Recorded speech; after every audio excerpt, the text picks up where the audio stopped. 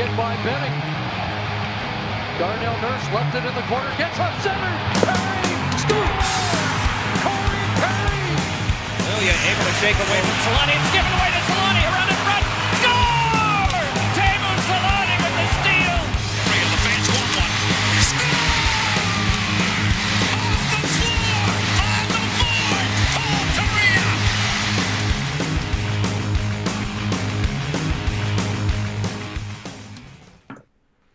All right, we are back with a post-game show, and don't we pick the right games? Huh?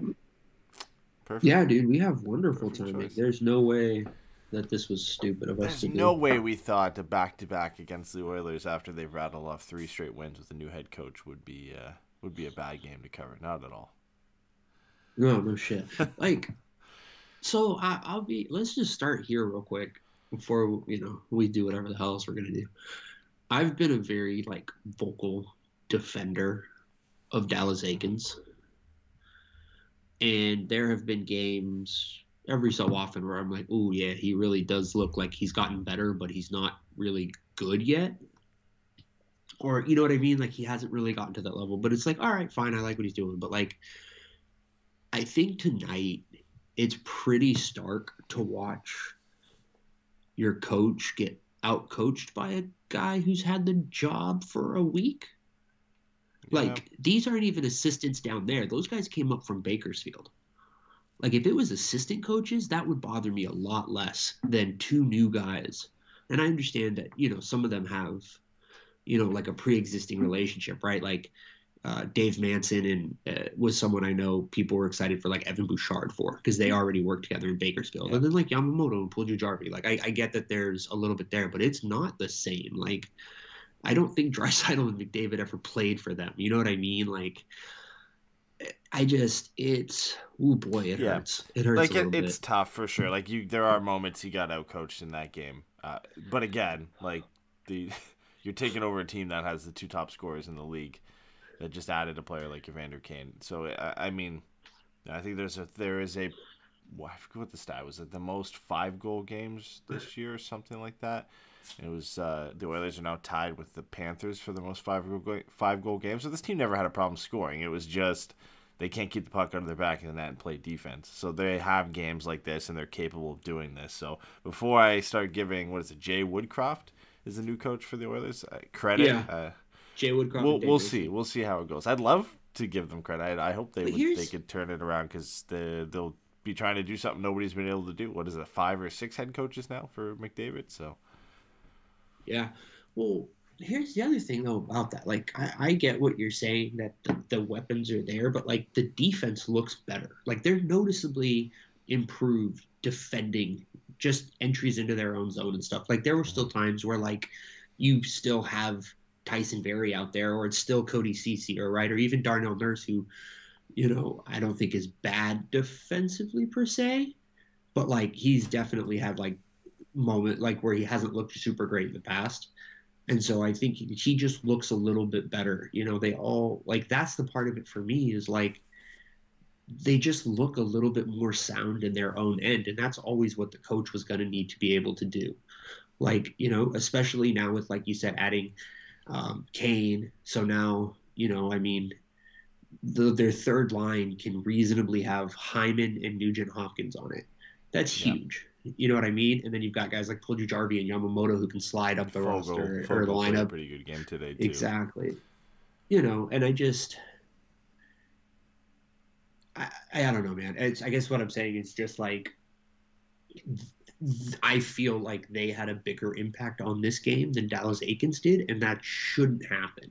Yeah, especially the spot. Given that it's their 4th game. No, for sure. When you're still trying to figure out a team, some of these guys, but not everybody, and you're just imposing presumably a new system. And but if you're Edmonton right now, this is a team you want to face. If you want to face Anaheim the way they're playing right now, and the struggles that they're having, to go off and rattle off 4 straight wins and play a team on the second game of a back-to-back, a tough loss last night against the Flames, where it was 6-2 in that game too. So it was not a great Western Canada road trip for Anaheim. And we talked about this on a few podcasts during the break when the Ducks didn't have any games, that first game back against Seattle, that should be a must-win that they lost.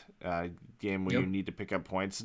It's a 4-point game in the sense. It's not one where, a playoff battle, right, where Seattle's not going to really challenge you for a playoff spot. But it was these 2 games that you earmarked and said, okay, if they lose these 2 games, those are 4-point games. Now, all of a sudden, you're buried further down in the standings because the Oilers have won 4 in a row, and the Flames have rattled off some success over their last 10 games. And all of a sudden, that 7 games in hand that the Flames and Oilers had, those have caught back up now, and the Ducks are sitting 5th in the Pacific Division and slowly getting out of the race. Like they're going to be left in the dust here, and we talked about how big of a month February is going to be, and you still have Vancouver and a few other teams to face before the end of February here. But these were the games. If you had to kind of stay in the playoff hunt here, those are the ones that you wanted to win.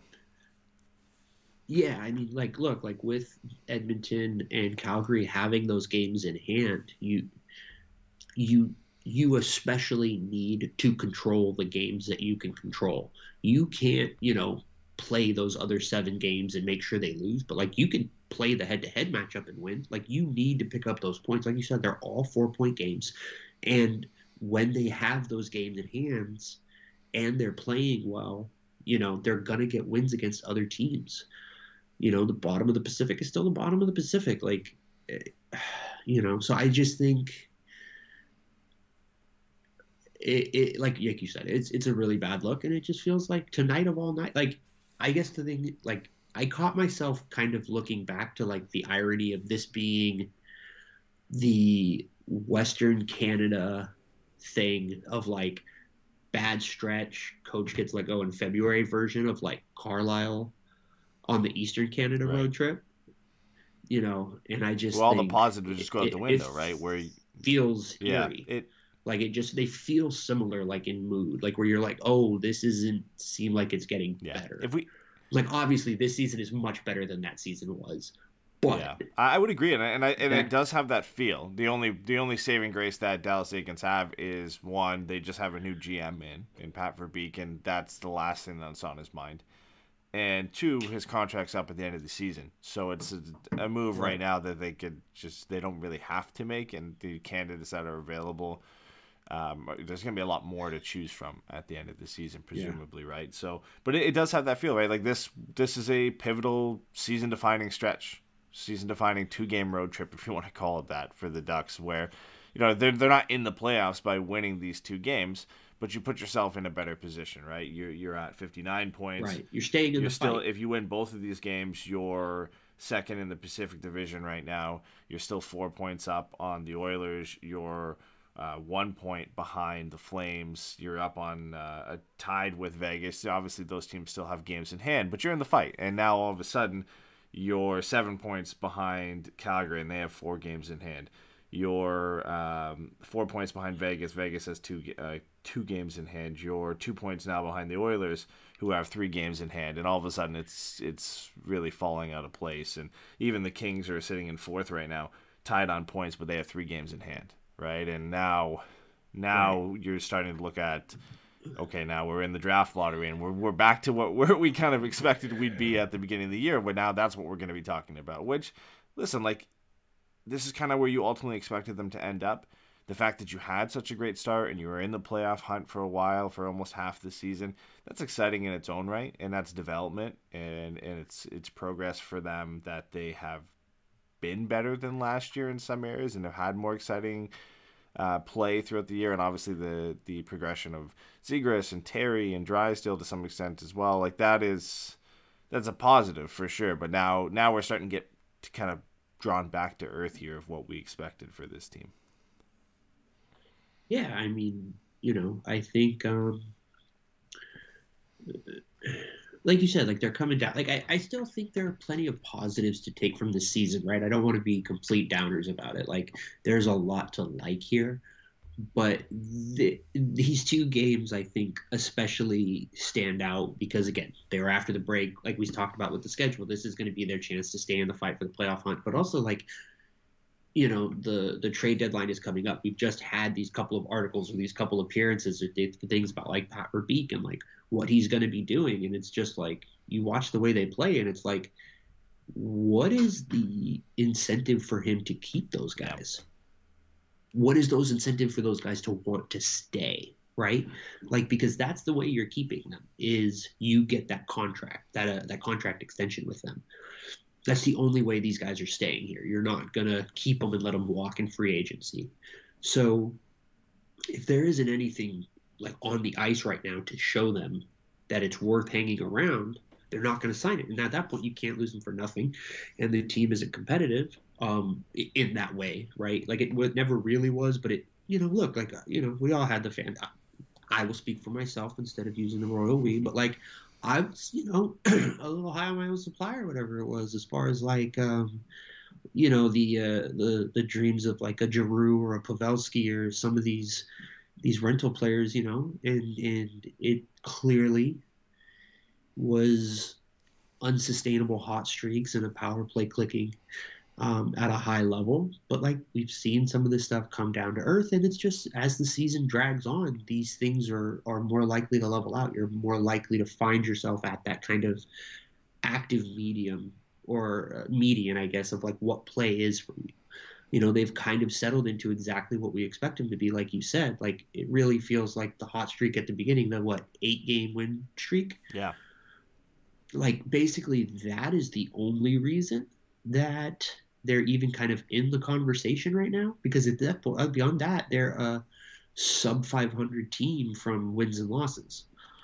So and you know what, it's almost better it happened now, right? And you would want the downturn to kind of happen where it is now. Like this is the perfect spot for you to kind of figure out exactly where this team is. You're a month out from the deadline. You've got a new GM in who can start to assess and really make a decision from what we've seen. Lindholm, we'll get into this a little bit more, but Lindholm is set to test the free agent market, so that likely kind of writes the script for him to be on the way out, especially with the Ducks' struggles. Rakell looks to be on his way out. Manson still potentially could, but I guess he'd prefer to stay, is what the report is, but can still see him heading out the door. And you'd rather it now than after the deadline. You've gone out and you've maybe you haven't swung for the fences and added a Giroux or Pavelski, but you've gone out and added, or you haven't sold those players, and then the downturn happens, and all of a sudden you miss the playoffs and haven't sold those guys. So they've left it almost as late as you could possibly want it to for this downturn to happen. But it is good timing in the sense, okay, now we know what this team is. Yes, they have been better this year, and there was a great start to the year, but we're starting to kind of come back down to earth, like I said here, and now you can make the smart decisions, the right decisions to hopefully accelerate this rebuild, retool, get some young assets in, and prepare to be better next year and the year after that.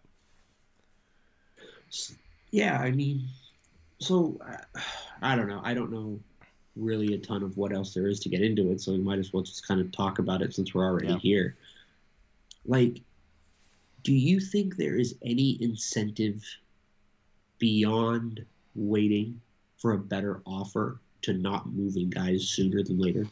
Yeah, I think some teams are still waiting for that first domino to fall. Like, I know Toffoli was the first piece to get traded, but he's not as comparable to, like, the rental market hasn't been set yet, right? Because Toffoli had, I think, 2 years left after this, so that is it still sets the price on a forward of his capabilities, but it's not a rental, and it's the defenseman market hasn't been set. So when we see like a Ben Sherratt get dealt, who's a rental defenseman, and he goes for a first and a third or whatever he ends up going for, that could give you what the Ducks should expect to get for Josh Manson.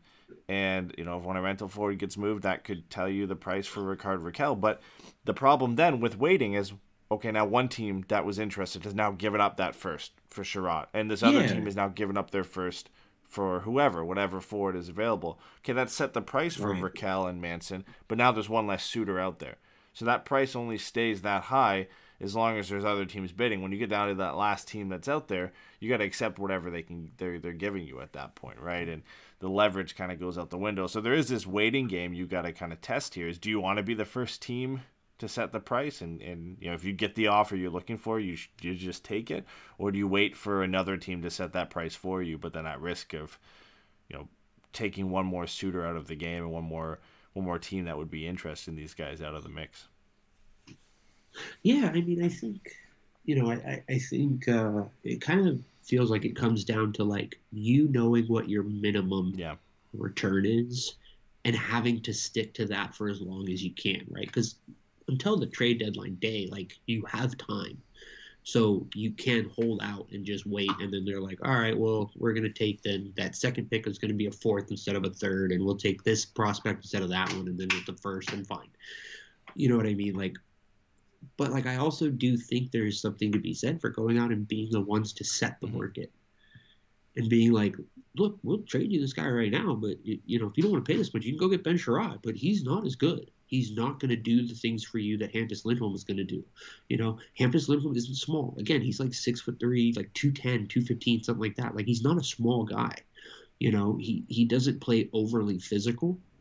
But he uses his body really well. So he's not somebody that like you're worried about there getting pushed around or anything like that. Like there's, you know what I mean? And like Rakell, I think that one for me is a little less of a concern because I imagine that'll be the easiest player to trade.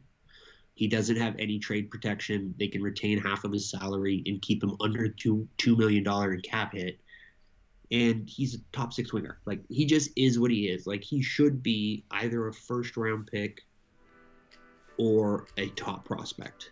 And, then you got to balance it out from there. Like, is it a second round pick like the Toffoli to Montreal trade, right? Or is it something else? So, I just think with Lindholm, I think is the one for me that I would be looking to get a little aggressive on and kind of courting those trade offers because I think he's the one that you have the best chance of setting a high market with. Yeah, I would say so. Instead of somebody lowballing. Yeah, I would say when you look at the rental market for defensemen, Lindholm is either number 1 or number 2. With John Klingberg being the other guy who's probably near the top of that list. I don't include Chychrun as a rental, obviously, because he's got a couple more years left, and I feel like that deal is it's beside any of these other deals. Like it's not going to affect what Sherratt's price is going to be and what Lindholm's price is going to be. Like that Chychrun deal could happen or it could not. Like the Coyotes don't have to do that, and it's really separate of any other deals that are going to go on. But yeah, the Ducks could easily go into the market and get something really good for Lindholm, which they should. If the rumored price on guys like Sherratt is a first and a third, like you need to get close to double that for a player like Lindholm, even with him being an unrestricted free agent. Like he should be the most sought-after defenseman, in my opinion, even with Klingberg out of there. If you're a team that is looking to add, a really good top 4 two-way defenseman, he would be at the top of everybody's list, I would imagine, especially the teams that got priced out of Jacob Chychrun and can't bring him in. And we've talked about them before, teams like Florida and teams like New York and Boston that could really use a player like Hampus Lindholm. And also, again, he's going to test free agency, but there is something to be said about, okay, now we get this guy for a playoff run, and we're going to be the first ones to kind of talk a contract extension with him. And of all these players, when you look at, which guy would a team want to keep around beyond this year, again, he's probably near the top of that list, if not the top of that list of guys that you'd want to keep around and sign to a long-term deal. And there's something to be said about being the first ones to kind of pitch him on something and give him an offer he can't refuse and get that locked up before July 1st. So I think it's going to be the toughest one to get done because it's going to cost a lot for a team to acquire him. And you're going to have a pretty high minimum that you're willing to accept to move him out the door. But at the end of the day, like, if he is set, like they say, on testing free agency, you do have to trade him. And you eventually kind of have to take whatever the best offer is, which I still imagine is going to be fairly high because there's going to be a lot of teams that are interested in Hampus Lindholm. So let me ask you this. Is there any team you wouldn't trade Lindholm to? I don't think so. With the understanding that he could re-sign there, that being the underlying thing, right? It's like, what happens if he re-signs there? Like, I think there's some teams you could look at and say, you would rather him not go there. Again, Pacific Division teams, Calgary, Edmonton.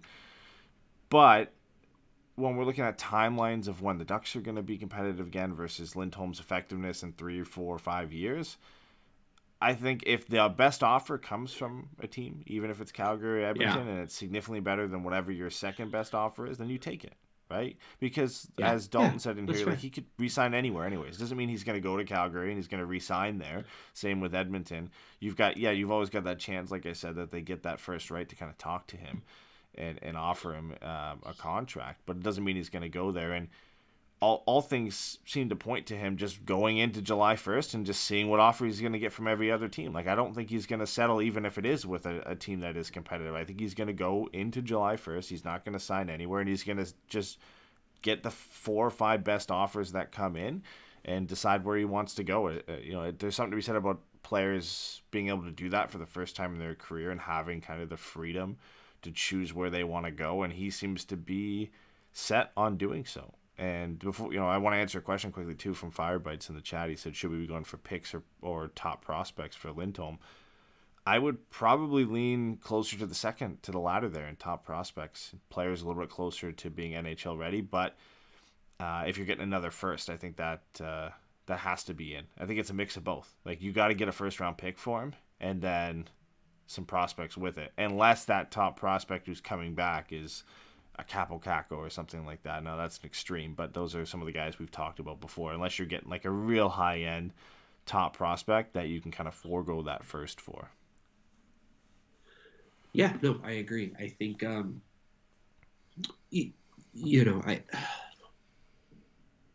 I kind of took us off the rails there. No. I'm just thinking about it because it's one of those things where it's like, this is one of those things where, like, this is kind of how you hope the GM is, like, able to, like, you always hope somebody undervalues one of their own players and you can sneak them out, mm-hmm. right? And I think that's always, like, the thing for me is, like, do you want to do that, or do you want to take, one of the more clear-cut prospects? Because if there is, like, a diamond in the rough, like, there's probably a reason for whatever that is. But you're also just, you're going to end up pushing on price and stuff like that. Like, I don't know. It's just, I don't know. I'm a little inarticulate right now, and I apologize. But I think prospects are definitely better to increasing the efficacy, but I think they're still in a window where having a second pick and maybe being able to trade up into in the draft, I think is not a bad idea. I think they're still close enough in that window, right? Because we figure Zellweger's probably 2 years away still. McTavish is, he'll probably be on the team next year, but I think it would be more than fair to expect that he's not going to walk in as an impact player just because it's hard to do. So having another pick, and then maybe, when those guys are on the second or third year of their next contract, now you've got a couple of kids that you took in this draft coming in on their ELCs and things like that. So I think there are legitimate merits to both. I think ultimately you have to look at who you're trading with and where you think that pick is going to fall. Because if that pick is between 26 and 32, then I think maybe, you go, I'd rather have the prospect. Now, Anaheim has had a lot of luck, with Perreault and Tracy picking in that exact range. But, I think it's easier to walk away from that pick. Yeah, maybe don't target the like, division winners where you're getting like a bottom 4 pick for sure. Exactly. Right? So. But, if it's going to be in that 17, 18, 19 range, like, just outside of the lottery, like, hell yeah.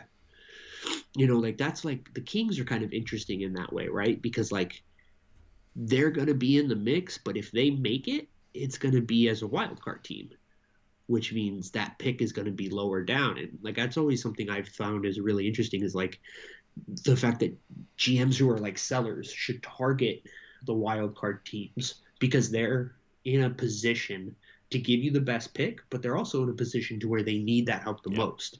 Because if you're a wild card team, we fucking already did it. You can talk yourselves into, we got to go get this guy, and this is going to put us over the edge, and, whatever. We can win from the A seed or whatever you want to say. So, I think watching those teams, like you said, like a Boston, I think Boston's kind of around the wild card. Pittsburgh is around the wild card. Like, and Boston's just there basically because how good the other teams in the division are. When you like Toronto and Florida and Tampa are all near the top of that division. Boston, I think, is in 4th, but they're 28, 17, and 2 or something. So, you can target them. They'll likely be a lower pick, despite their record, just because of that division in front of them. Yeah. Here's a question I have for you. How do you feel at this point, right? Given that we're kind of looking at this next 3 or 4 year window, how do you feel about taking on salary with term at this point to, kind of doing a David Backes trade, right? Where you're like, we'll take that extra year and that extra cap hit and we'll get a little bit more for it. Like, do you think that's still worth it, or would you rather have the flexibility that comes with that cap space? Yeah, I think it depends on the contract, right? Like, we've joked about Jeff Skinner before, obviously, he started picking it up for the Sabres, but I wouldn't want a big contract like that for 5, 6, 7 years. But I think if you're looking on, shipping Jason Greenbank, yeah, something that's 2, 3 years, and you can get it off the books pretty quickly, and you have still the chance to maybe flip this guy as an unrestricted free agent, a pending one, and eat half the salary and move him out if he does well with your team. Like, I'm okay with those deals. If you're getting assets for taking this guy and potentially can get assets again down the road for flipping this guy, or he becomes a valuable member of your team, I think on the right deal, the Ducks should definitely be looking at something like that, as well as moving, again, we talked about moving Kessler's contract. If somebody is willing to give you something for that, they should be exploring all avenues of bringing in assets, and we've heard from the previous GM that is something they wanted to do this year, and I don't think that changes with Pat Verbeek if the right offer comes through that, a team says, hey, you want to take this contract from us, we'll give you a second-round pick, or we'll give you this prospect, and it makes sense for the Ducks, I think they'll do it. And especially if you have bodies going out the door, right? If you have a Rakell or a Lindholm and Manson, or all three of them going out the door, and you can bring in a guy who's still an NHL player. Yeah, his contract sucks, but you just eat that salary hit. For the Ducks to probably have to get back to the floor with all these guys moving out potentially, and you get more assets for it, why not, right? You need players. You need guys who are going to play despite them, like a lot of people are saying they're in full tank mode. And if you can get some extra assets for it, then yeah, I'm all for deals like that, but avoid maybe the 4 to 5, 6 year contracts with some significant term on it, where that could come back to hurt you down the road. Yeah, I think the one that feels like it might happen is taking back Marco Scandella if that St. Louis trade happens, because I think they could easily talk themselves into giving up premium assets if they could get that Scandella contract off the books and bring in a player like Lindholm to replace him. So I just, and that's 2 more years at 3.275. Like, again, what do you call it? Philly's not buyers, but that kind of James Van Riemsdyk contract where there's another year left at $7 million. So it's like short pain, but high cap hit. And you're like, all right, fine. Yeah. And if the Flyers are really trying to tear it down, right? If Drew's on his way out and they want to just get as much cap off the books as they can now and just start fresh while they've still got some of their young players like Konechny and Farabee and Hart in the organization, and just get as many guys off the books as possible, then yeah, you could look at that. But I think there's a lot of teams that will be interested in Lindholm, and the good thing is there's a few of them that have some really deep prospect pools. When you look at New York and Florida and Carolina as teams that could be interested, St. Louis and Boston I think are great fits for Lindholm. I'm not sure the prospect that you're going to get back is necessarily better or as highly regarded as some of the guys you could get from the other teams, but the more shooters you get, the higher you can drive the price up potentially, right? Yeah, exactly. It's about creating a bidding war. And that's, we talked about earlier, you said it perfectly. That's the risk reward factor you run with trying to walk it out towards the deadline, and to make sure that you are getting that return, but that you're not shooting yourself in the foot, now forcing yourself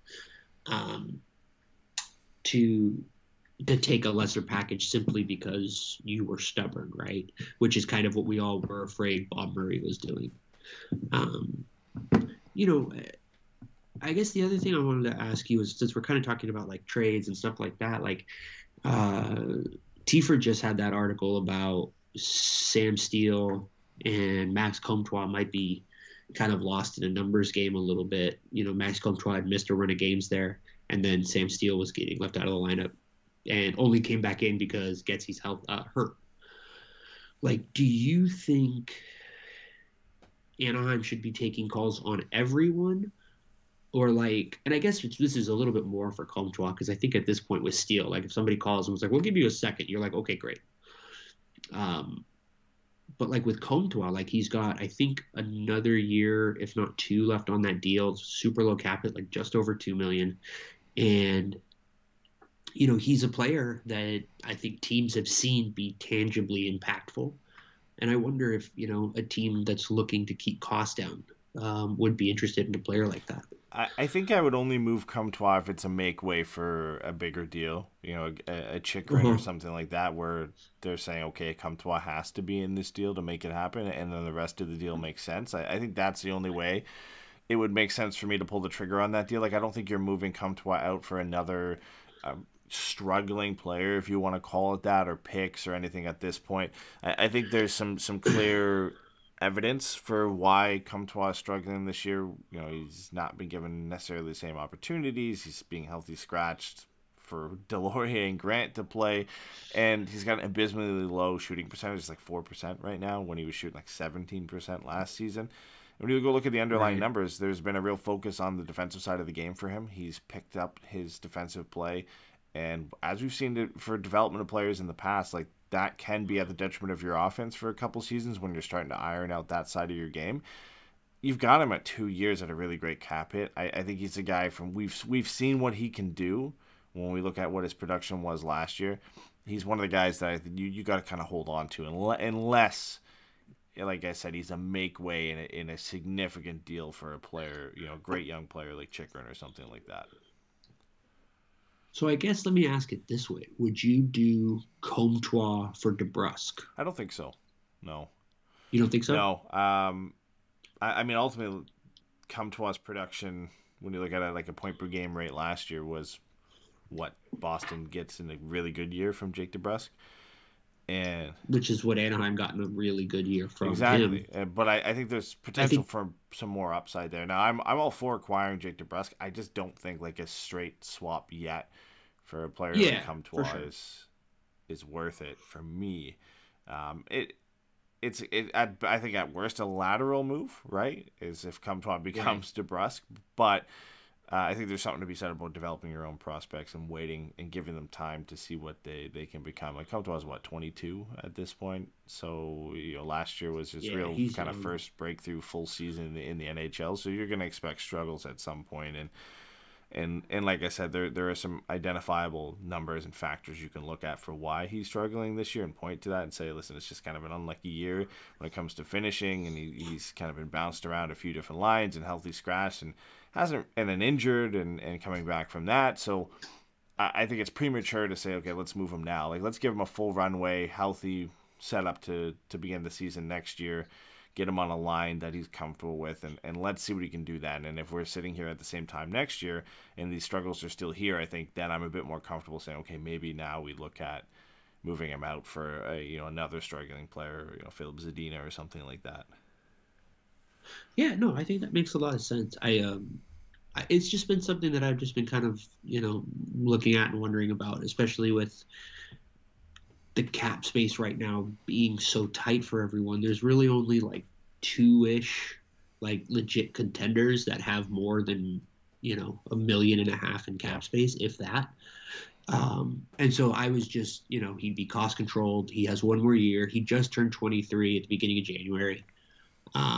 He makes 2,037. He's going to be an RFA at the end of this deal. So there's still all that security and team control. And I just was thinking, like, I wonder if that is something that, with him being out of the lineup a little bit up and down this year, if he is a player teams would call. Oh, I definitely think because he does provide. Yeah.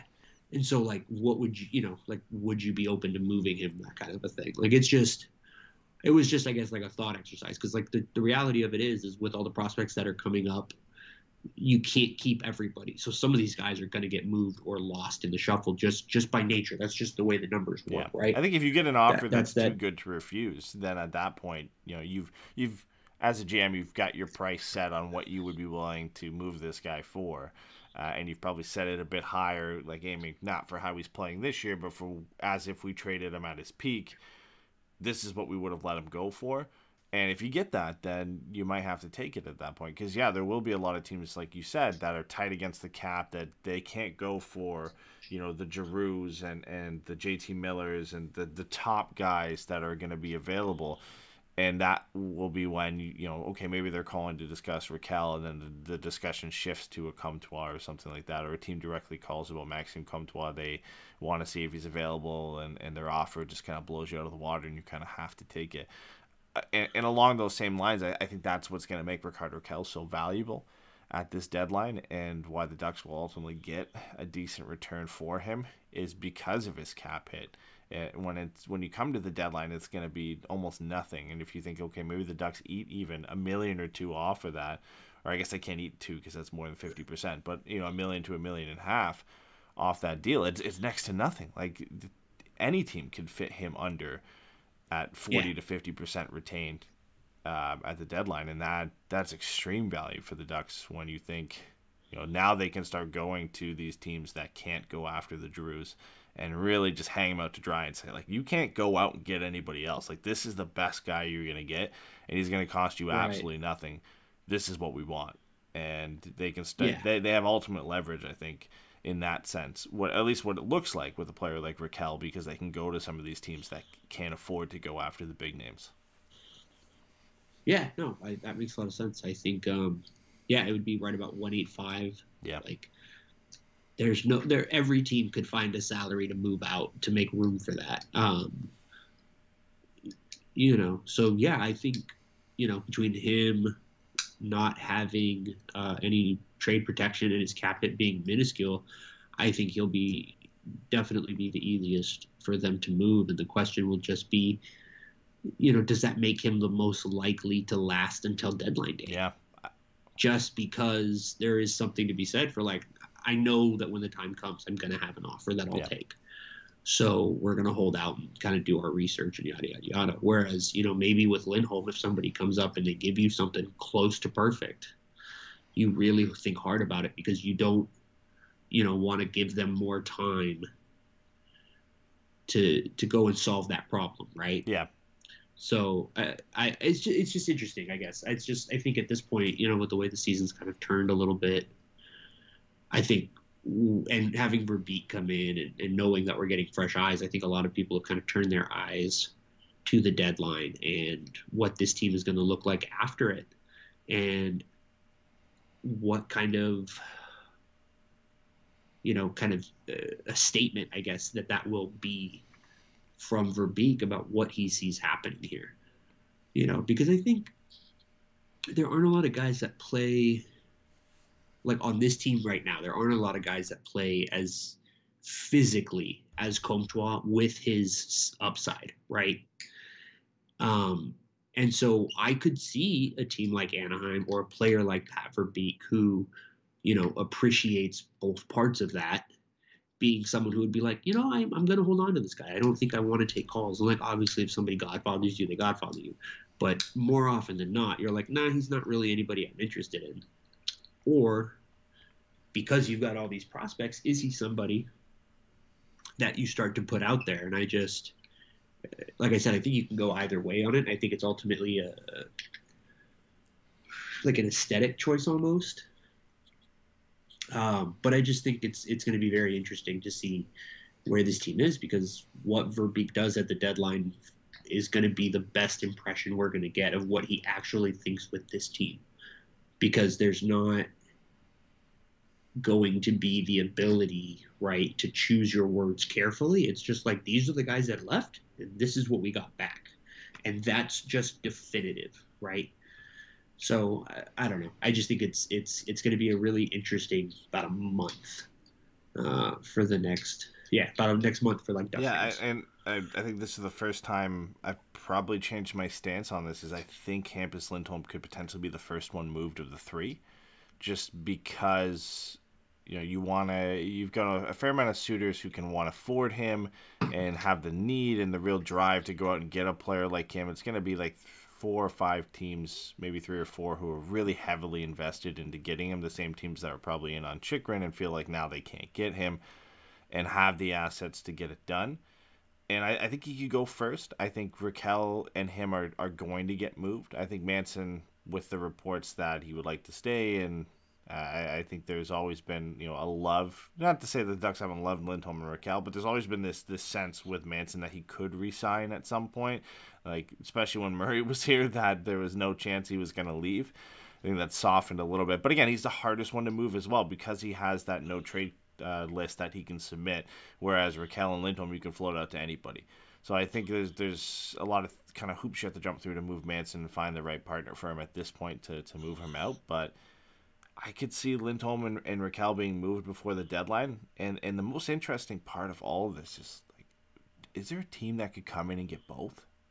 Like, a Carolina or New York who could just have the cap space and have the need for both of these guys. And like we said, Rakell, you don't have to really retain anything on Lindholm. The Ducks have the ability to bring on a bad contract, retain some on Rakell if they want to make it non-existent, and just up the asking price to a point where, like, yeah, okay, it makes sense to put both these guys together because what you could get for them individually isn't going to be as good. All right. Well, let's ask it the question this way. They got the same agent now too. Like, okay, let's say you take Patrick Nemeth makes 2.5 and Philip Chittle makes 2.3.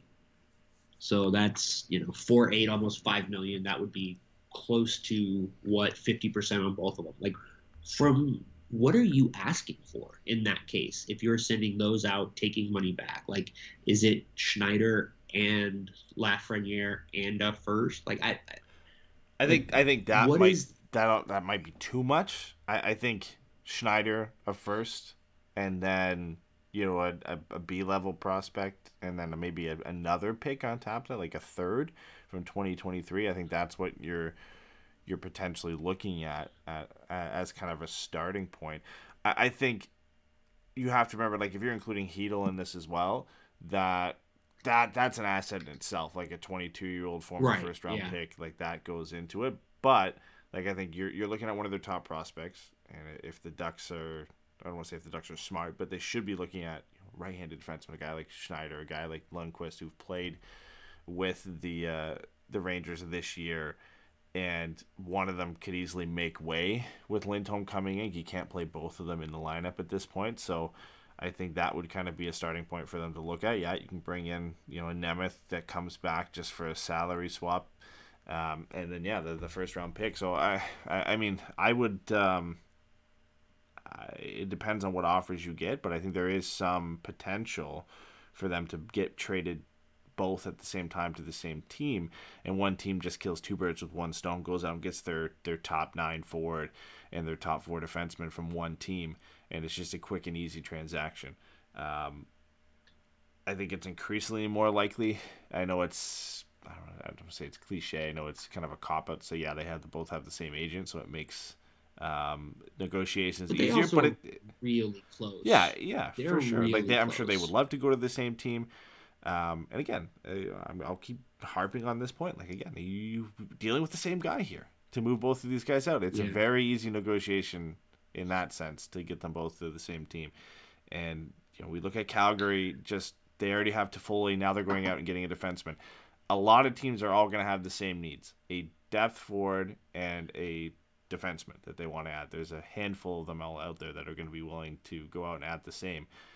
And when you think Rakell is probably the best bang for your buck in terms of what you can get for the cap hit, and you can go out and get probably the best UFA defenseman on the market from the same team, and you don't have to go and have 2 separate negotiations and what would normally be maybe a first-round pick for each of these guys. You can just go and get both of them and pay the high price to get both of them right off the bat. So, I mean, like, I think it would be interesting. The Ducks might get more themselves by just moving them separately, but you could really appeal to a team, I guess, to maybe move, say, an Anton Lundell or something like that. I know he's close to untouchable at this point with the way he's played this year, but maybe that's how you tip the scales on a really high-end prospect, right? Is to say, okay, we can get both of your needs done with this one deal.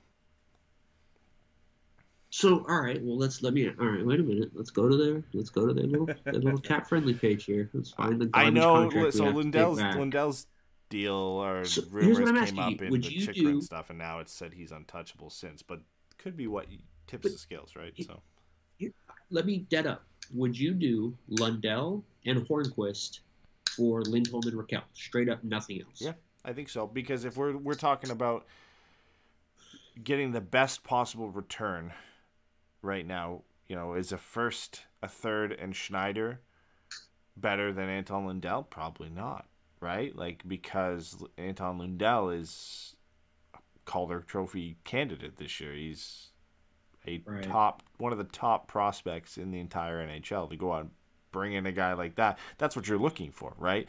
It's great to have all these other pieces. A first can turn into a good prospect, a third can turn into a pretty good prospect, and you get Braden Schneider. But those picks are hit or miss.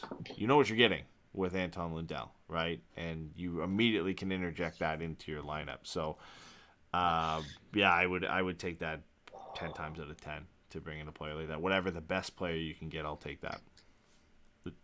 The Ducks have a ton of small pieces, good young prospects on the way to fill out the lineup. We've said this multiple times that the next things they need are some more star pieces to add to Zegras and Drysdale and McTavish. All right, we're just going to go down this for another 5 minutes real quick. We're going to just give ourselves this little fantasy to live in. Do you move Zegras to the wing if you have McTavish and Lindell? I think ultimately you move McTavish to the wing because that he's played on the wing before. I think you get the freedom to choose at that point, right? Is you could try they've tried Zegras at the wing this year after playing him at center, and now he's back at center. And I think when McTavish comes back up, he's only played on the wing in Anaheim when he's been up. So I think they give him the chance at center, see how he does. But it gives you some flexibility to try it out. And I think either of them could eventually move to the wing and it would work well. And it could be a situation where you just rotate them in and out and you try guys at different spots until you find a fit, right? Like, it's not a bad problem to have. Just play all three of them together. Screw it. McTavish on the left, Zegras on the right, Lindell down the middle. All right. I like that. Well, let's do it. Let's just walk that back anyways. But I just want to live in that world for 5 seconds. I would love that. Now, I think Lindell is getting fairly close to untouchable for the Panthers, but we've talked about it with these teams. The teams like the Panthers and the Wild and the Rangers who are closing in on cap hell with a lot of contract extensions that kick in next year. I think in the Panthers' case, it's Barkov and then a Huberdeau extension that have to come into place. And with the Rangers, it's Zibanejad and Adam Fox, Adam Fox. They kick in. And the Wild, they have a few. Yeah. But Adam Fox jumps from an exactly. ELC. This is win now for teams like that. And so brutal. Yes, it's great to have a young player like Anton Lindell under that ELC cap hit for the next couple of years. But is it almost more valuable just to bring in two impactful pieces for a cup run this year when you are a favorite to win the cup? You have to weigh those odds if you're the competitive team there, and what is more beneficial. Can you win the cup with adding Rakell and Lindholm to that team and potentially another depth piece somewhere else and it's going to cost you Anton Lindell? I think at that point, if you feel like you have a good enough shot to do it, which I think the Panthers do, it's what it's going to cost you to win. And if you win the cup, then you're not worried about it. Here's my question. Does that deal make more sense for the Rangers than Florida? Yeah, I think so. I think it makes a little bit more sense for the Rangers. I don't think significantly more, but I think it does. I think their win now threshold is a little bit higher than the Panthers. You got a little bit older players. I don't think they're as well built out, and the contracts they have coming up and guys they might lose. And then, like you said, the ELC jumped to 9.5 for Adam Fox. Like, that cap space they have evaporates fairly quickly.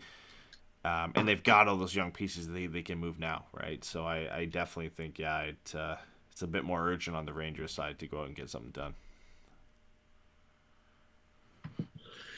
Yeah, I think those are the ones, right? It's Carolina. Like I was looking right now, and Nino Niederreiter, his contract's up at the end of this year.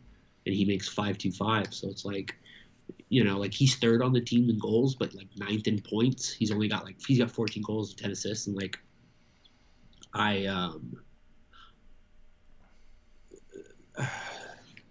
just think, Carolina, Minnesota, like we've talked about, are the teams that are definitely in that area where they have as much of an incentive as anybody to push. Maybe Minnesota at the most, because if it's lean the next few years and it's hard, and you've got Eriksson Ek and you've got Boldy and you've got Kaprizov, and you can't do anything with them because you're paying $14 million in dead cap space, like that's crazy to me. Like I just think that's almost like unsurvivable. You get in a tough spot. And, you know what I mean? I mean, teams are looking at Edmonton and Toronto as almost examples of what not to do with contracts and superstars and cap space right now, and how it's proven how tough it is for those teams to kind of navigate that space, right?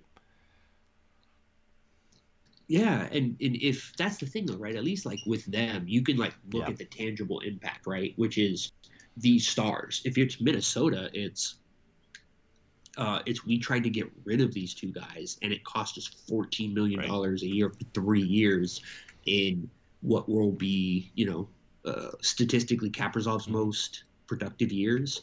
It'll be, the beginning of Boldy and the best of Eriksson X years, right? Like, that defense is fantastic, but it's not young. I don't know. This is, again, we've turned back into a Minnesota Wild podcast, but I just thinking about trying to find those pressure points, it does feel like Minnesota is in a very unique position to kind of be put against it because of how they're built and how they're going to lose that cap space, right? It's a little different if it's, this guy who just won us the Norris, we're paying him now because he's that good, or, I mean, if we're lucky, Huberdeau will win the Hart this year. I keep looking at, and I want to keep drilling down on this Lindell, Florida situation, because Dalton asked a question in the chat. He said, what's the most you would give up for Lindell? And you look at, that's not going to happen. They got Bobrovsky and but I know, yeah. No, I'm telling you right now, I would take back Bobrovsky to get Lindell. That's I'm an insane I'm person. I'm Don't thinking tempt me. so Lindholm and Rakell are going. Hornquist is coming back. So there's a benefit there to shed some cap space for the Panthers, so they can be a bit more comfortable in signing Huberdeau. You would assume they would want to look at locking up Lindholm, so you do free up a little bit of cap space in that sense for them there. Rakell seems to be a rental, but again, jumps right up into their top six. He would take Owen Tippett's spot with Sam Bennett and Jonathan Huberdeau, which would be really nice for them. It allows them to slide Tippett down in the lineup. If you have to add Comtois to that, do you do it? Is Lindholm, Rakell as rentals, and Comtois for Lindell and Hornquist? So you're taking on salary as well. We'll just say nothing else for sake of argument. I'm sure there would be picks and stuff in there, but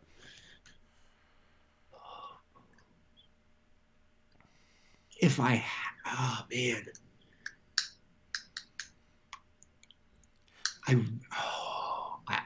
think when it came down to it, I think I might be willing to put Comtois in there, because I think the opportunity to have 3 high impact centers potentially on one team, all on the same timeline, is kind of incredible, right? I mean, you're again, I think it's interesting, right? Everybody talks about how much McKinnon is underpaid, and how McKinnon being so underpaid has allowed, Colorado to maximize that opportunity cost and keep high impact players in the middle of their primes, right? They're keeping Rantanen, they're keeping Landeskog. They're going to keep McCarr and Girard and these kinds of players. And to me, like, that only happens because McKinnon wasn't straight perfect right out of the jump, right? It took him a couple years to figure out. And it reminds me a lot of Stephen Curry and the contract that he took that allowed them to build the Super Warriors, because he had ankle injuries. and they weren't 100% sure if he was going to have injury issues over the duration of his career. And the reason I'm thinking about this all is because, if you bring in a player like Lindell, then you put yourself in a position where you're Toronto, because there's nobody in your lineup that you're going to be able to squeeze to keep their cap hit down in a way that's going to give you meaningfully more cap hit or cap space in other places. Yeah, I mean, So, in a good scenario where they all pan out, you're paying Zegras, McTavish, Lindell, Drysdale probably $7 to $8 million each, right? 30, like at least. Oh, if they all pan out, I think you're paying probably $40 million in total for all four of them. I would say between 35 and 40 is what you would expect it to be around.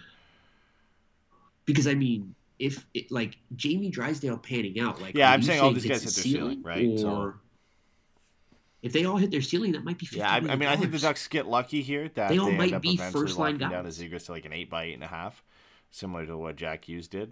God, I want it to be 8.00001, just $1 more every year than Jack Hughes, just because it's funny. I think I like honestly at the end of the day, Lindell could be untouchable, but I think it all depends on how desperate they are to win. He is a right? quality. How desperate are the Panthers are to win this year. And the Ducks are one of the teams that have the ability to take on the cap hit, provide some good young players and some players that can kind of fit the time frame and the cap range that a team like Florida could be fairly interested in. So it's just a fun kind of exercise to look at on what it would take to get a guy like that. My last question before we move on from the Lindell stuff is, would you rather move these three guys out presumably for just Lindell, or would you rather take their individual returns? So if we're saying, for sake of getting too far into it here, Rakell and Lindholm both fetch you a first-round pick. You get a player, prospect like Braden Schneider or something like that, who's not the same caliber as Lindell, but still a really good prospect.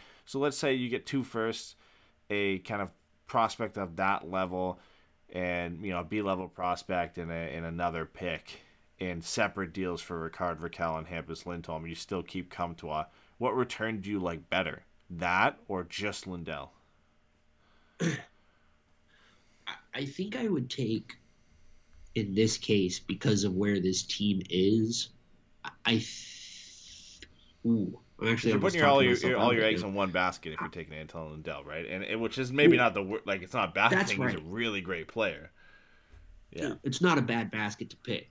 But yeah, I think talking about some of the players in this pipeline, right? And you like, if Pastujov hits, that's a high impact winger. If Perreault hits, that's a potential Rocket Richard candidate level player, right? So like, I think it's worth having the quantity and diversity of assets by shipping them off all individually and being able to build internally, right? And continue to supplement your team with your own guys instead of having to go out and looking for those guys like the Rangers did with Barclay Goodrow or Calgary did with Blake Coleman. Instead of overpaying for those guys, you're kind of bringing those guys up organically through your system.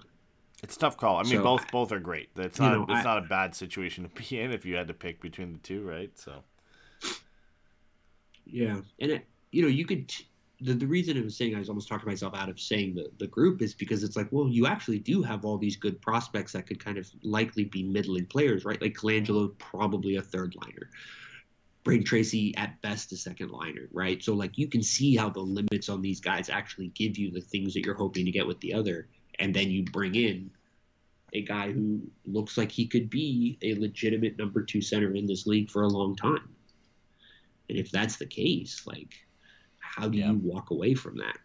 To have the opportunity to kind of have that and McTavish and Zegras in the same lineup. Like, it would be very hard to walk away from that. Yeah. And what it comes down to for me is why I lean towards Lindell is that these are late firsts. They're likely below the 20th pick. Yes, the Ducks have a great history there, but if we're saying, you ultimately pull a Tracy, Perreault, and then you get, type player and Schneider, and then, whoever you get in the third, and maybe you hit, maybe you don't on it. You get 3 types of players you already have, unless you really, really hit, and it's been tough for teams to find those players late in the first that become superstars. You're passing up a guy who could be a legitimate star in this league to bring in, more of kind of what you already have, right? Coming up in the pipeline, the Ducks have enough prospects to fill out the middle 6 of their roster, and it's about finding those key pieces to add to Zegras and McTavish and Drysdale right now. And maybe Zellweger seems like he could be that guy, and the Ducks found a diamond in the rough in the second round, but you're getting almost as close to a sure thing by bringing in a player like Lindell versus some hopes and prayers with those first round picks, right? Who is the big right-handed kid that Toronto took a draft? I think. No, the most recent one. He went after Braden Schneider. Man, I'd have to. Or maybe I'm thinking of Braden Schneider, and he was projected to go to Toronto because he's a guy that they need. Because I think the Leafs drafted the last Leafs top pick. I remember. Did Schneider play for the Wheat-Kings? Yeah. Okay, the Leafs had no first round pick last year. Okay. 2, 5, and a 6. Yeah. Their Because they last traded first round pick was for Kapanen. Rodi and Amirov in 2020. God, love to get my hands on that fucking Schneider guy. was 2020 draft, right? Yeah, I believe Schneider so. went 19th to the Rangers. Dawson Mercer went just before that. So Toronto could have drafted, but they drafted Rodi and Amirov. So, and Anton Lindell went 12th overall in that draft. So, yeah. Insane. He fell past Askarov, right? Yep. He went to pick after Before that, Askarov. Freddie, Rossi, Quinn, Holtz, Drysdale, can't- Sanderson, Raymond, Stützle, Byfield, Lafreniere. Like, I get Rossi. It is very hard for me to think Askarov over Lundell is a good choice, especially with Cole Perfetti went after that, right? He can get like 13, 14 and you to had, Winnipeg. if you're Nashville, you already had UC Saros, who's panning out to be a pretty good successor to Pekka Rinne. Yeah, like oh man, that's and it's all hindsight. We have the benefit of knowing some of this. I just think, even some of the stuff going into the draft that you were hearing about Anton Lundell and his skill set, it would be really hard to pass that up for a goalie, even with the understanding that Askarov could be generational. Tough. I mean, we'll know in a few years and how that pans out. Hopefully we're judging Lindell's success in a Ducks jersey, not a Panthers jersey. But we'll see how this trade deadline pans out. I know our trade deadline discussions always start to teeter into the fantasy realm with some of these deals, but it's an exciting time. The Ducks have some players that they're likely going to move, and they're going to get some good assets for it. Before we move on from the trade deadline stuff, we didn't really talk about Manson too much. There was a lot of focus on Rakell and Lindholm, so I wanted to spend a couple minutes on Manson because his situation is a bit different than them, and the Ducks don't have as much flexibility to move him wherever they want because he has that no trade list that he has submitted. Do you remember how many teams that is? 12, okay. And rumor that teams like most of the, if not all, Canadian teams aren't on it with the issues surrounding COVID-19 restrictions and stuff, which apparently, at least here in Ontario, is going to be completely abandoned starting March 1st. So maybe that changes things for him. I don't know if it's the COVID restrictions that are causing it. I'm sure that's part of the reason, and maybe it is he just doesn't want to move that far away from his family that he has established in Southern California. So who knows? But I know obviously a lot of people's ears ticked up when they heard Dave Manson was becoming an assistant coach with the Oilers, and that could potentially be a destination because the Oilers are in desperate need of a good right-handed defenseman to fill a hole on their right side. So apparently Edmonton is on the no-trade list for Josh Manson. I don't know if it stays like that forever, but I mean, he's the hardest one, right, to ship out because of that, because the list of suitors is almost cut in half. Yeah, I think that's fair, but I do think even with the no trade protection, I do think he's a little closer to Rakell than Lindholm in that regard, because like I think you can look at Rakell and be like, all right, he slots into our second line. Like he's our second line right wing, and that allows us to move this guy down the line to go back with this guy, yada yada yada. Same thing with Manson. He comes in, he steps into the second pair.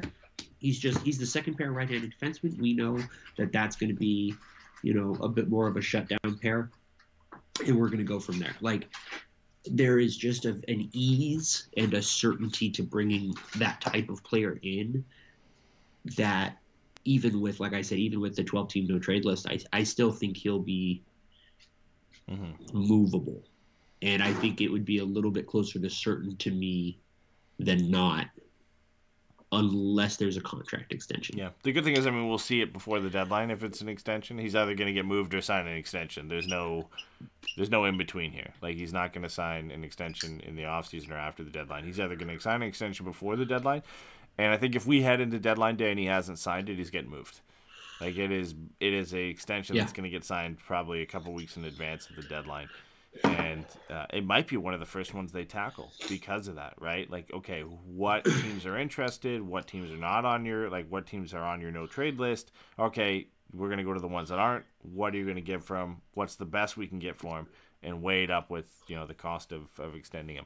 Ultimately, I think they should trade him along with Rakell and Lindholm, but I like to burn things down. So that's kind of been my thought, though, in the entire time. The guy I was only really willing to re-sign was Lindholm, but that looks like that ship has sailed now. But he is now the most likely to resign if they do. And ultimately, if they do re-sign him, I can understand why from a positional standpoint. Like, it's a lot to just be like, okay, Drysdale, you're really our only right-handed defenseman at this point in time if he moves out the door. But yeah, his will be an interesting situation to follow because of that. There's a lot of teams that are going to be interested in him. It just depends if the teams that are the most interested and willing to pay the most are one of the teams that he's willing to go to. Or if he can be convinced to waive no trade protection for one of those teams. Yeah, because he still would have the freedom as a free agent to decide where he wants to go. Whether that's back to Anaheim or to a team closer. Again, I don't know if that's I would imagine that his family comes into it, but maybe it's to LA or maybe it's to, I was going to say Arizona, but probably not, or Vegas or something like that. Who knows? A team that's closer that could still use him, and he takes a bit of a team-friendly deal to stick around and play closer to home. That could be a possibility. Like, to him, the selling point is like, listen, you're only leaving for 4 or 5 months in a playoff run, depending on how long that goes. Then you get to pick wherever you want to go. I think that's the selling point for him to potentially waive that no trade clause. Is listen, you're not going for 5 years. You get to make the decision on where you want to go when you hit free agency, but will you go here? This is the best return we can get. Can you help out the team one last time? Maybe he waives it. I don't know, but we're So, all right, let's put a bow on this with this. Not the same team for any of them, and you have to think about the best case for them for this year. Where would you love to see those 3 guys go? I think Lindholm to Florida. It's really close between Florida and the Rangers, but I think Weegar and Lindholm down the left with Ekblad and Gudas on the right. I think that's amazing. I think that's a great opportunity for Lindholm to step in there and potentially it's Weegar Ekblad. For Lindholm to play with Gudas, I think that gives him a bit more freedom to play the way he wants to play, and he's a little bit protected then. He's not the main guy. I think that's the perfect situation for him to walk into out of all the teams. Again, I think New York provides almost the same thing, but I would imagine he jumps into the top pair left side, right, for the Rangers, potentially with Fox, and then just great opportunity, but you are the main guy again. So it all depends on how much he wants to be the main guy. I think the fit for him as a number 2 lefty in Florida is perfect. Yeah, I think with Lindholm, I think for me it's That'd be Boston bad, yeah. Playing with McAvoy. because I don't think anybody would score on them if it was him and McAvoy in the playoffs. I just don't believe it. Like, imagine like you're down by 1 in the playoffs and you have to get a goal, and then you like look up and it's like, oh, Lindholm and McAvoy and Bergeron and Pasternak and Marchand. We're fucked. Like, you know what I mean? So I think that's the one for me. I think for Rakell, mine would be St. Louis because I just think he would step in and really provide that extra punch offensively Rakell's for a them. tough Where one about you for Rakell? for me on where I would place him because there's a lot of teams that could use forward depth. I think he could jump in and do a job there. I just honestly struggle to find like a perfect fit for him on where he could play. And Dalton mentioned a good one where I think he would be able to jump up into the lineup and maybe bounce some of the guys out in Tampa. Just whether and again, he's probably the only guy Tampa can go out and afford and get. The rumors are Tampa's probably not going to do much, but if they're going to target somebody, I think it would be somebody like Rakell, who they can get for almost nothing and bring in, and he probably jumps into their top 6 and could play with a guy like Point or Stamkos, and that would be huge for him. So if they could somehow make it work, then I can imagine Tampa is a good destination for him. Not even sure what the Ducks would get in return. Tampa's decimated their prospect pool over the last couple of years for obvious reasons. Fine, we'll take Sergachev. Yeah, that would be nice. But I think if as a personal fit for the player, like, why would you not want to go to the back-to-back Stanley Cup champs and potentially play in their top 6, right? Like, I think that'd be a great spot for him. Terry Brewer, Rakell. Rakell goes back to center. Yeah, exactly.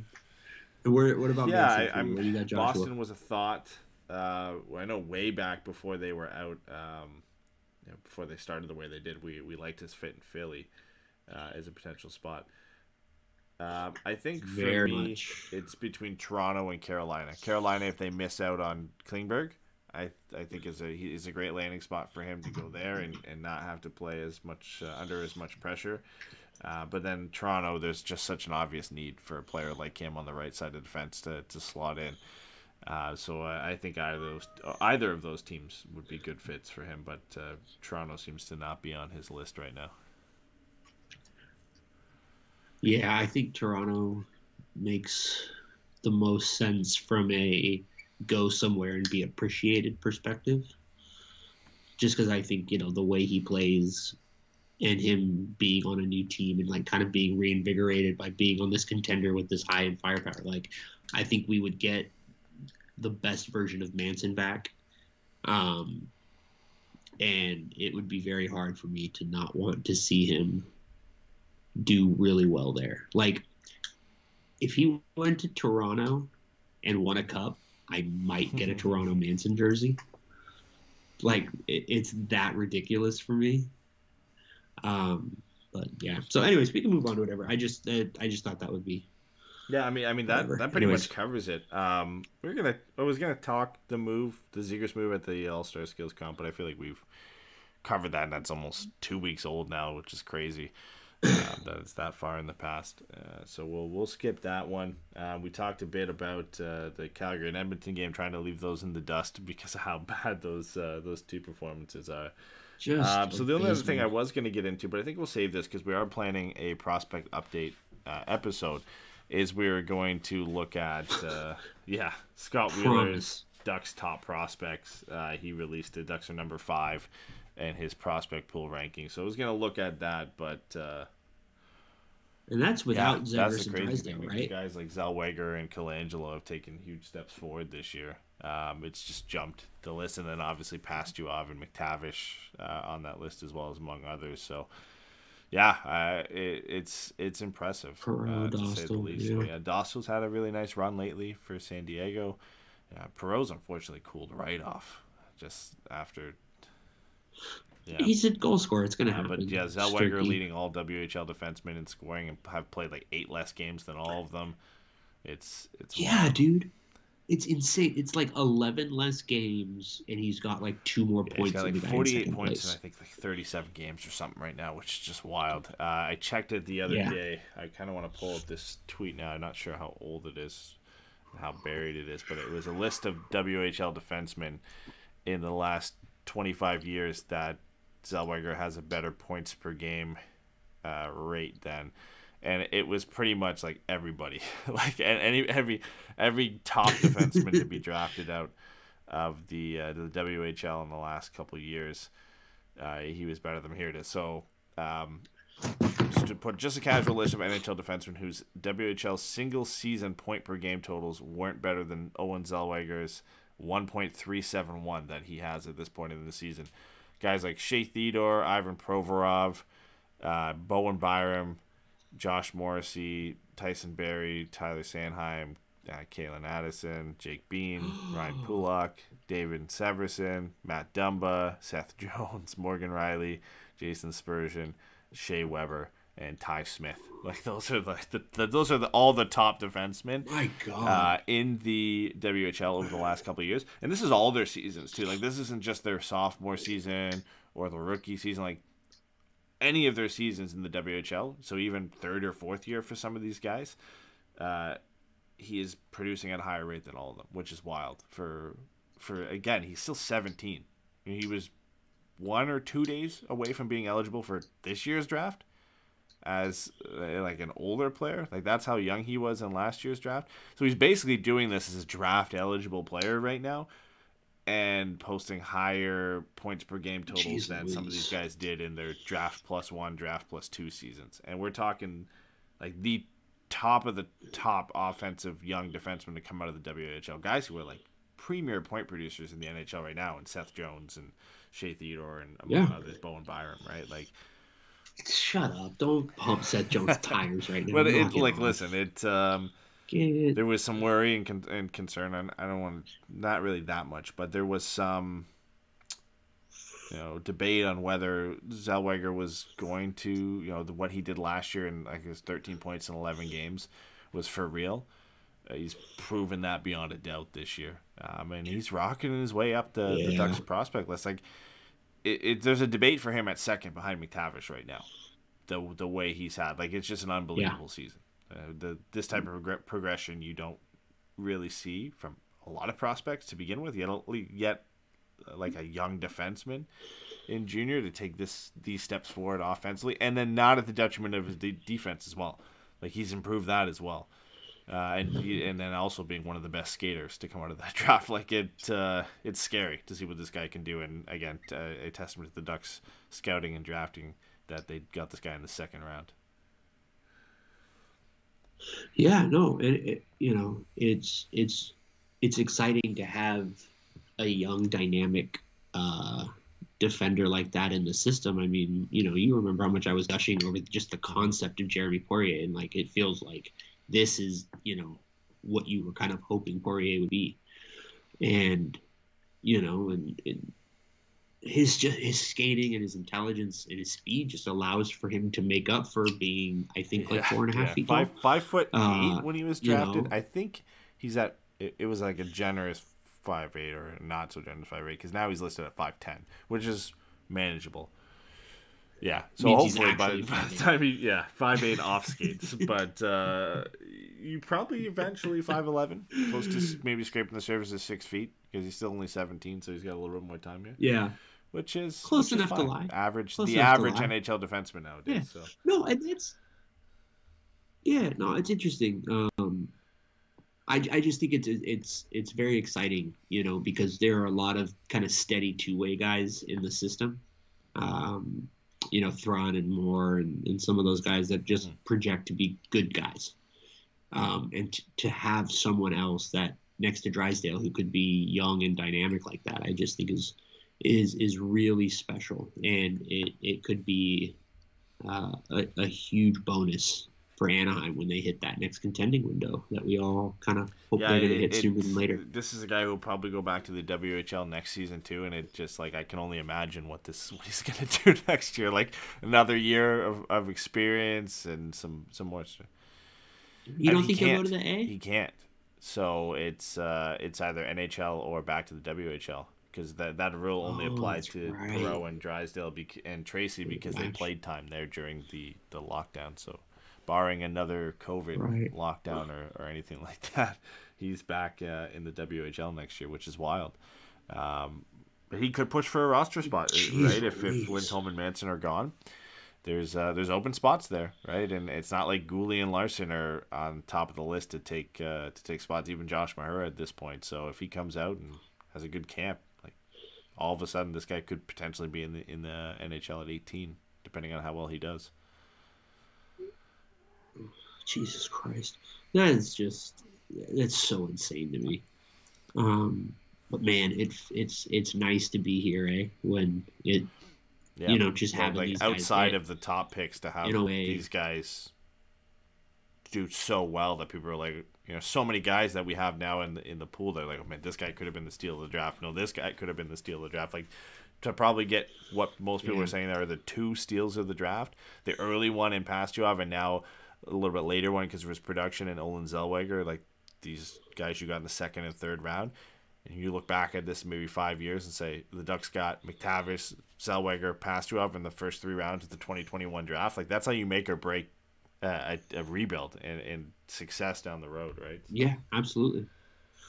That's the bit of luck you got to have, and luck is almost unfair, but it's one of those things where it's like luck is the result of like hard work and commitment kind of a thing. I don't know. There's a quote like that, but I always think about that, right? Is like, you generate your luck by doing the hard work, and the ability for that staff to go into that draft and pull out 3 guys that, maybe like you said, in 5 or 6 years they all look like first-round draft picks. That's huge. Like that's exactly like you said. I just feel like I'm just repeating you at this point, but yeah. Those are the stuff that allow you to be competitive.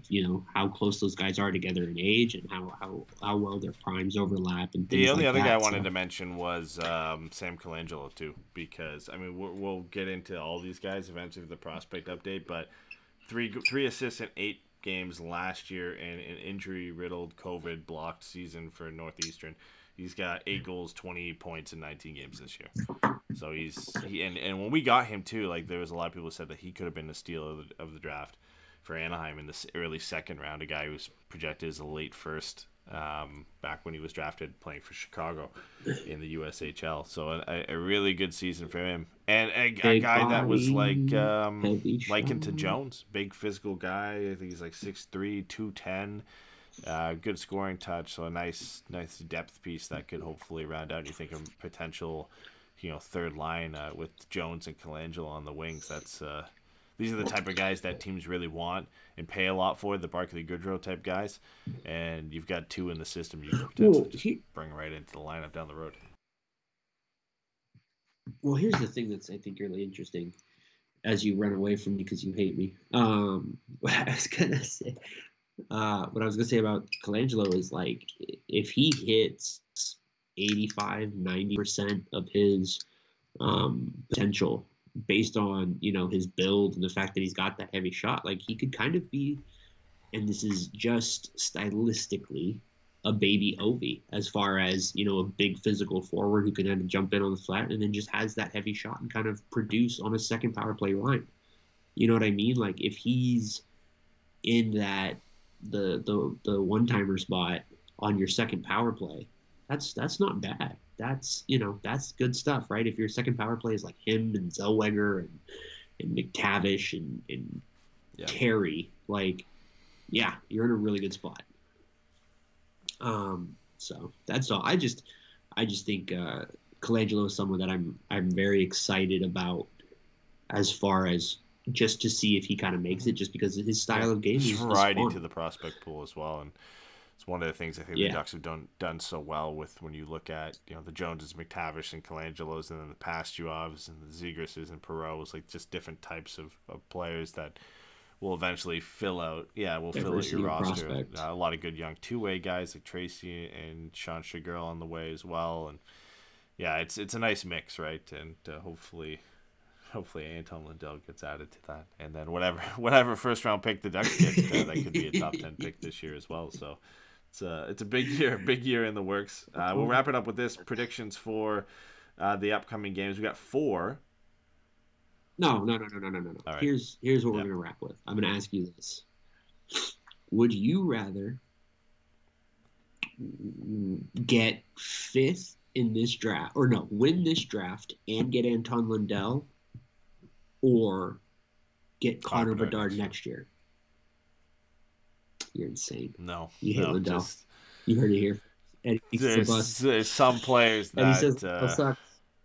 Yeah, Bedard is something else. That's you can't pass that up. That's like a top 5 potential player in the league when you look at him. So I'll take that any day of the week. I'll take him over Lindell and two first round picks, 2 top 2 picks in this year's draft, like that. Vancouver, San Jose, LA, at Vancouver on Saturday. Vancouver just rattled off a win, which is not good for the Ducks. I think loss against Vancouver, a win against San Jose. Is that the Rangers or the Islanders? Okay. Loss against Islanders. LA, unfortunately, and a win against the Islanders. So I'll go 2-2. Being optimistic. I will say 1-2-1. I think they will beat Vancouver, and I think they will take the Islanders to overtime. But I think San Jose and LA will if you lose these next 3 games, it's over. Like it's already potentially over. Your fate is sealed. But we talked about you look at this team at the end of February, and if they lose all these big games, it's done. No matter what you do in March. Well, yeah, because then you walk into Boston and Vegas, and then you have to play San Jose again.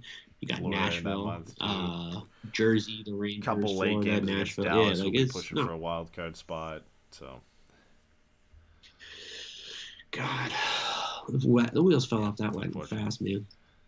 It's been a fun ride this year. But, this was to be expected at some point. But we'll be back. It's nice to be back for a post-game show. This is a little bit of a switch up. So this counted as our weekly show for this week because we've all got some busy weekends coming up, and I think we missed last week because we're recording a Patreon episode, which will be coming out soon as well. Steven just flipped over the file to me, so we'll be releasing that this weekend, and this one will be obviously out now and then out tomorrow morning for anybody listening to it after the fact. I think we're aiming to try and do another Patreon episode for this weekend. Just depends on availability. I know Jason wanted to do a show, but he's got hockey like every single day. So we're trying to figure that out and see if that could work. But some more Patreon episodes on the way coming up, and then we'll be back for this show either late during the week next week or back to our regular scheduled time on the weekend. So we'll fill you guys in on that one. We just looked at the games and I forgot what we had, but I think there's one game on Sunday. The Islanders game is on Sunday. Friday, so Sunday. Maybe that'll be Friday, Sunday. We'll aim for a Saturday one for that one and cover these last 3 games. So appreciate anybody who's stuck out live for this one. Anybody listening after the fact. Happy to be back. Glad that we can get back on the weekly show here, and we'll catch you guys all in about a week. Bye, everybody.